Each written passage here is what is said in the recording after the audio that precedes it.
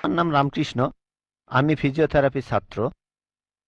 আমার প্রশ্ন হলো, আল্লাহর আদম হাওয়াকে সৃষ্টি করার কি প্রয়োজন ছিল, অথবা এই বিশ্ব জগৎ এগুলো সৃষ্টি করে কি উপকার পাবেন?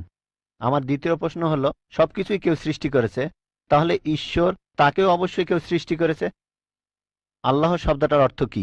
ভাই 3টা প্রশ্ন করেছেন। প্রথম প্রশ্নটা, আল্লাহ কেন আদম হাওয়াকে সৃষ্টি করলেন, এই সৃষ্টি করার কারণটা কি, বিশ্বজগৎ সৃষ্টির কারণ কি? আল্লাহ সৃষ্টি করেছেন আদম আর হাওয়াকে, তারা দুজনে শান্তিতে থাকুন, যাতে করে মানুষ যাতে আসতে পারে। তারা আমাদের সবার পূর্বপুরুষ। পবিত্র কোরআনে সূরা হুজুরাতের 13 নম্বর আয়াতে উল্লেখ করা হয়েছে, ইয়া আইয়ুহান নাসু ইন্না খালাকনাকুম মিন যাকরিন ওয়া উনসা ওয়া জাআলনাকুম শুউবান ওয়া কাবাইলা লিতাআরাফু ইন্না আক্রামাকুম ইনদাল্লাহি আতকাকুম ইন্নাল্লাহা আলিমুন খাবীর। হে মানুষ জাতি, আমি তোমাদের সৃষ্টি করেছি এক পুরুষ ও এক নারী হতে, আর তোমাদের বিভক্ত করেছি বিভিন্ন জাতি আর গোত্রে, যেন তোমরা অন্যের সাথে পরিচিত হতে পারো। এই জন্য নয় যে অন্যকে ঘৃণা করবে। আর আল্লাহর কাছে অধিক মর্যাদা সম্পন্ন সেই ব্যক্তি যার আছে তাকওয়া। আল্লাহ যেটার মাধ্যমে মানুষের বিচার করেন, টাকা পয়সা নয়, গায়ের রং নয়, জাতি বা গোত্র নয়, ধর্মমত নয়, সেটা হলো তাকওয়া। সেটা হলো আল্লাহকে মানা, ন্যায়পরায়ণতা, ধার্মিকতা। তাহলে আদম আর হাওয়া আলাইহিস সালাম তারা আমাদের সবার পূর্বপুরুষ, আপনারও পূর্বপুরুষ, আমারও পূর্বপুরুষ, সব মানুষের। সেজন্য আপনাকে ভাই বলে ডেকেছি। ভাই, সব মানুষ ভাই ভাই। আল্লাহ বলেছেন ইয়া আইয়ুহান নাস, হে মানুষ জাতি। আর পবিত্র কোরআনে সূরা ইসরার 70 নম্বর আয়াতে উল্লেখ করা হয়েছে, ওয়া লাকাদ কাররামনা বানি আদামা। আল্লাহ তাআলা মর্যাদা দিয়েছেন সব আদম সন্তানকেই। হোক আপনি জন্ম নেন ইন্ডিয়ায়, আমেরিকায়, ইংল্যান্ডে, জন্মান কোনো হিন্দু পরিবারে বা মুসলিম পরিবারে বা খ্রিস্টান পরিবারে, আল্লাহ বলেছেন তিনি সব মানুষকে মর্যাদা দিয়েছেন। মানুষে জন্মালে আল্লাহ তাকে মর্যাদা দেবেন। সে হোক আপনার নাম জাকির, আব্দুল্লাহ, রামু, শঙ্কর, মানুষে জন্মালে আল্লাহ মর্যাদা দেবেন। আপনার প্রশ্নতে আসি, কেন আল্লাহ তাআলা মানুষ সৃষ্টি করলেন? আল্লাহ মানুষ সৃষ্টি করেছেন কারণ আল্লাহ বলেছেন মানুষ হলো আল্লাহ সৃষ্টির মধ্যে সেরা। আল্লাহ তাআলা অন্য যা কিছু সৃষ্টি করেছেন তা আল্লাহকে মানে। ফেরেশতা সৃষ্টি করেছেন, আল্লাহ যে আদেশই দেন ফেরেশতাগণ সে আদেশ পালন করেন, তাদের নিজস্ব ইচ্ছা নেই। মানুষ হলো আল্লাহ তাআলার এমন এক সৃষ্টি যার নিজের ইচ্ছা আছে। আমরা তার কথা মানতেও পারি, নাও মানতে পারি। তাই আল্লাহ আমাদের সৃষ্টি করেছেন, আমরা হলাম তার সৃষ্টির সেরা, আশরাফুল মাখলুকাত। তবে আমরা আল্লাহ তাআলার কথা মানতে পারি, নাও মানতে পারি। যদি আল্লাহর আদেশ মানেন তাহলে জান্নাতে যেতে পারবেন, তাহলে বেহেশতে যাবেন, স্বর্গে যেতে পারবেন। যদি আদেশ না মানেন তাহলে জাহান্নামে যাবেন, দোজখে যাবেন। তাহলে এই জীবনটা পরকালের জন্য পরীক্ষা। পবিত্র কোরআনে সূরা মুলকে 2 নম্বর আয়াতে উল্লেখ করা হয়েছে, আল্লাহ জি খালাকাল মাউতা ওয়া হায়াতা। আল্লাহ তাআলা সৃষ্টি করেছেন জীবন ও মৃত্যু তোমাদের পরীক্ষা করার জন্য। তাহলে এই জীবনটা হলো পরকালের জন্য পরীক্ষা। তাহলে আল্লাহ মানুষ সৃষ্টি করেছেন। আর আল্লাহ বলেছেন সূরা জারিয়াতের 56 নম্বর আয়াতে উল্লেখ করা হয়েছে, ওয়ামা খালাকতুল জিন্না ওয়াল ইনসা ইল্লা লিয়াবুদুন। আমি সৃষ্টি করেছি জিন ও মানুষকে যেন তারা আমার ইবাদত করে। তাই আমাদের উচিত আল্লাহ তাআলার আদেশ নিষেধগুলো মেনে চলা। তাহলে আমরা আল্লাহ সুবহানাহু ওয়া তাআলার অন্যরকম সৃষ্টি যার নিজস্ব ইচ্ছা আছে। আমরা আল্লাহ তাআলার আদেশ মানতে পারি, আবার নাও মানতে পারি। অন্যান্য সকল সৃষ্টি যেমন তারা, গাছ, পাহাড়, পবিত্র কোরআন বলছে তারা আল্লাহ তাআলাকে সেজদা করে, তার সামনে নতজানু হয়, আল্লাহকে মানে। আমাদের স্বাধীন ইচ্ছা আছে, আল্লাহ আমাদের এই স্বাধীন ইচ্ছা দিয়েছেন। এই স্বাধীন ইচ্ছা নিয়ে যদি আল্লাহকে মানেন আপনি তাহলে ফেরেশতাদের উপরে চলে যাবেন। আর যদি আল্লাহ তাআলাকে না মানেন তখন হবেন শয়তানের সহযোগী।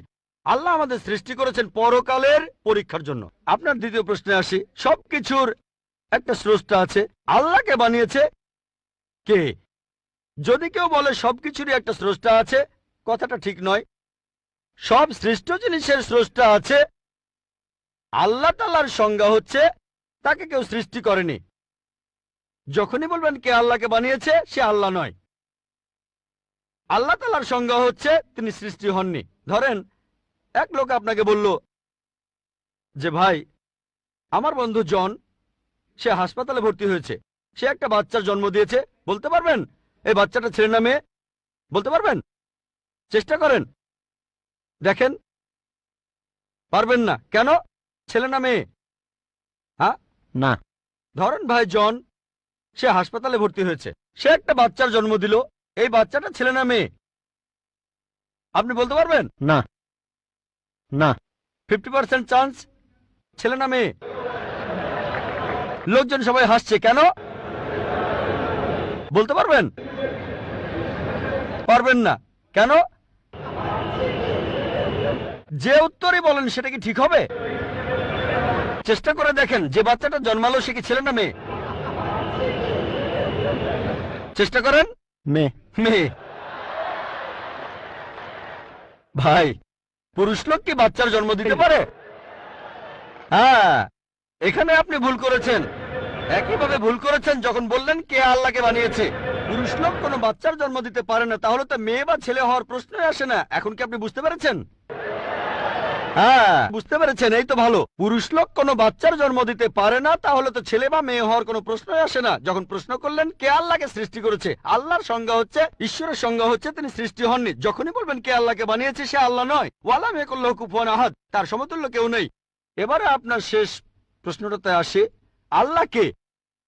আল্লাহকে সবচেয়ে সেরা সংজ্ঞাটা আছে পবিত্র কোরআনে সূরা ইখলাসে 1 নম্বর থেকে 4 নম্বর আয়াতে উল্লেখ করা হয়েছে। এখানে বলা হয়েছে যে কুল হুয়াল্লাহু আহাদ, বলো তিনি আল্লাহ এক, অদ্বিতীয়। আল্লাহুস সামাদ, তিনি অবিনশ্বর, চিরস্থায়ী। লাম ইয়ালিদ ওয়া লাম ইউলাদ, তিনি জন্ম নেননি, কাউকে জন্ম দেননি। ওয়া লাম ইয়াকুল্লাহু কুফুয়ান আহাদ, তার সমতুল্য কেউ নেই। এই হলো 4 লাইনের সংজ্ঞা আল্লাহ সুবহানাহু ওয়া তাআলার। যদি কোনো মানুষ, যদি কেউ বলে যে অমুক লোকটা আল্লাহ, সেই লোক যদি এই 4টা শর্ত পূরণ করতে পারে, আমাদের মুসলিমদের কোনো আপত্তি থাকবে না সেই লোককে আল্লাহ বলে মেনে নিতে। 4 লাইনের সংজ্ঞা, এটাই হলো ধর্মের লিটমাস টেস্ট। আল্লাহ তাআলার সংজ্ঞা প্রথমটা হলো কুল হুয়াল্লাহু আহাদ, বলো তিনি আল্লাহ এক, অদ্বিতীয়। আল্লাহুস সামাদ, আল্লাহ অবিনশ্বর, চিরস্থায়ী। লাম ইয়ালিদ ওয়া লাম ইউলাদ, তিনি জন্ম নেননি, কাউকে জন্ম দেননি। ওয়া লাম ইয়াকুল্লাহু কুফুয়ান আহাদ, তার সমতুল্য কেউ নেই। যদি হিন্দু ধর্মগ্রন্থগুলো পড়েন, সেখানেও একই রকম কথা বলা হয়েছে, কুল হুয়াল্লাহু আহাদ। এটা পাবেন আপনাদের ছান্দোগ্য উপনিষদে 6 নম্বর অধ্যায় 2য় অনুচ্ছেদের 1ম পরিচ্ছেদে। এক্কামে বিদ্বিতীয়াম, ঈশ্বর মাত্র একজন, দ্বিতীয় কেউ নেই। দ্বিতীয় টেস্ট আল্লাহুস সামাদ, আল্লাহ অবিনশ্বর, চিরস্থায়ী। ভগবদ গীতা 10 অধ্যায়ে 3 অনুচ্ছেদ বলছে, আমাকে বলা হয় এই বিশ্ব জগতের প্রভু, আমি জন্ম নেইনি, কোনো শুরু নেই। তৃতীয় টেস্ট লাম ইয়ালিদ ওয়া লাম ইউলাদ, তিনি জন্ম নেননি, কাউকে জন্ম দেননি। আর শ্বেতাক্ষেত্র উপনিষদে আছে 6 নম্বর অধ্যায়ের 9 অনুচ্ছেদে, নাচাই সাকাসিজ জানিতা নাচা দীপা, ঈশ্বরের কোনো প্রভু নেই, তার কোনো বাবা মা নেই। মহান ঈশ্বরের কোনো বাবা নেই, তার কোনো মা নেই। তারপর ওয়ালাম ইয়াকুল্লাহু কুফুয়ান আহাদ, তার সমতুল্য কেউ নেই। আর শ্বেতাক্ষেত্র উপনিষদে বলা হয়েছে 4 নম্বর অধ্যায়ের 19 অনুচ্ছেদে আছে। এছাড়াও যজুর্বেদ 32 অধ্যায়ের 3 অনুচ্ছেদে বলা হয়েছে, নাতাস্তি প্রতিমা আস্তি, মহান ঈশ্বরের কোনো প্রতিমা নেই, কোনো মূর্তি নেই, কোনো ছবি নেই, কোনো ফটোগ্রাফ নেই, কোনো ভাস্কর্য নেই। এটা কে বলেছে? যজুর্বেদ 32 অধ্যায় 3য় অনুচ্ছেদ বলেছে একই কথা, ওয়ালাম ইয়াকুল্লাহু কুফুয়ান আহাদ।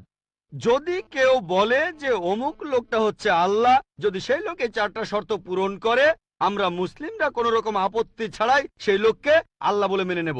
যেমন ধরেন, কিছু লোক বলে ভগবান রজনীশ হলেন মহান ঈশ্বর। একবার প্রশ্নোত্তর পর্বে এক হিন্দু আমাকে বলেছিলেন, আমরা ভগবান রজনীশকে ঈশ্বর বলে মানি না। আমি কখনোই বলিনি হিন্দুরা ভগবান রজনীশকে ঈশ্বর বলে মানে। আমি বলেছি কিছু লোক তাকে ঈশ্বর বলে মানে। আসুন দেখি রজনীশকে আমরা টেস্ট করি।